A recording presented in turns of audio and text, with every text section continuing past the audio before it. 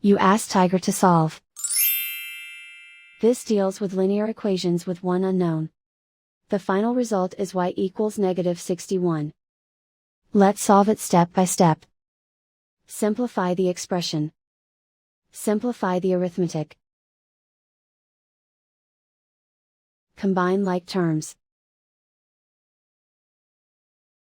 Group all constants on the right side of the equation.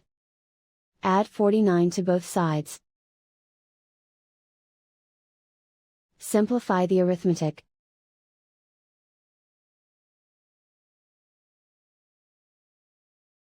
Convert the x into a positive number. Multiply both sides by -1.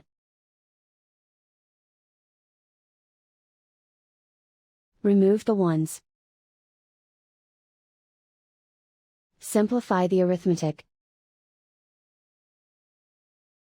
And so the final result is y equals -61.